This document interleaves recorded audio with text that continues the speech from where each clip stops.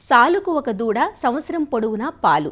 పాడి పరిశ్రమ 10 కాలాల పాటు కొనసాగాలంటే పశు పోషకులు గుర్తుంచుకోవాల్సిన ప్రథమ అంశం ఇది. అయితే పశువు ఈనటానికి ముందు కొన్ని ఇబ్బందులకు లోనవుతూ ఉంటుంది. అందులో గర్భాశయం మెల్లి తిరగడం ఒకటి. పోషకులు చాలాసార్లు ఇది గమనించక కడుపు ఉబ్బరమని పొరపాటు పడి సొంత వైద్యం చేస్తుంటారు. దీంతో ఒక్కోసారి పశువు చనిపోయే ప్రమాదం కూడా ఉంటుంది.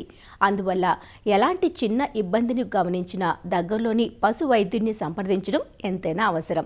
పశువుల్లో గర్భాశయం మెలితిరిగిందని గుర్తించినప్పుడు తల్లికి పుట్టే దూడకు ప్రమాదం లేకుండా ప్రసవం ఎలా నిర్వహిస్తారో నెల్లూరు జిల్లా బహువిధ పశు వైద్యశాల సహాయ సంచాలకులు డాక్టర్ మాలకొండయ్య నుంచి తెలుసుకుందాం.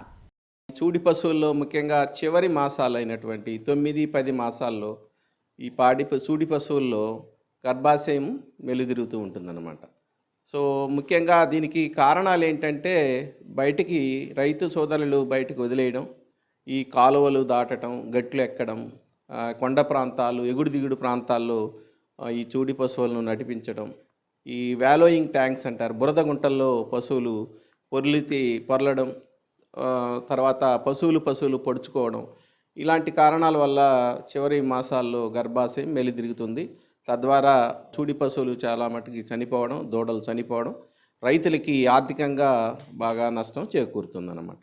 సో ఇది రాకుండా రైతులు తీసుకోవాల్సిన జాగ్రత్తలు ఏమిటి, ఇందులో ఎన్ని రకాలు ఉన్నాయి, చికిత్స ఏమిటి?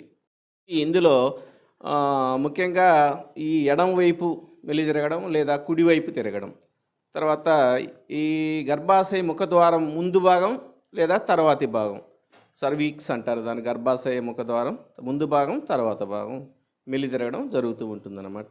స్థాయిని బట్టి అది 90 డిగ్రీలు, 180 డిగ్రీ, 270, 360 డిగ్రీలుగా దాన్ని వర్గీకరించారు. ఫస్ట్ పాడి పశువు లక్షణాలు ఏ విధంగా ఉంటాయంటే తీవ్రమైన కడుపు నొప్పి, వండుకోవడం, లేయడం, నీలగడం, కాళ్ళు తన్నుకోవడం, 4 కాళ్ళు తన్నుకోవడం, తీవ్రమైన కడుపు నొప్పితో బాధపడతాయి. అప్పుడు రైతులు ఏదో కడుపు నొప్పి అని నివారణ చర్యలు చేపడతారు.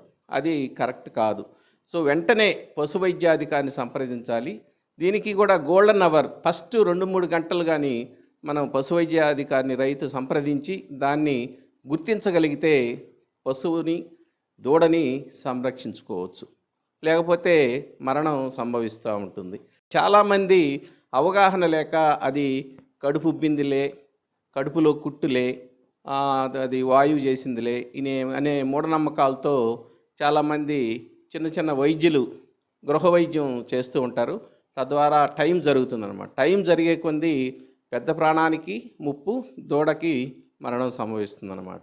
మొదట దీన్ని మాడిఫైడ్ చాపర్స్ ప్లాంక్ మెథడ్ అనే మెథడ్ ద్వారా ఈ యొక్క చూడి పశువును ఏదైతే మన దగ్గరకు వచ్చిందో ఇది ఏ వైపుకు ఉంది, ఈ యొక్క కుడివైపుకు ఉందా ఎడం వైపుకు ఉందా, ఈ గర్భాశయ మెలికని గుర్తించి కుడివైపుకి ఎక్కువగా సంభవిస్తూ ఉంటుంది.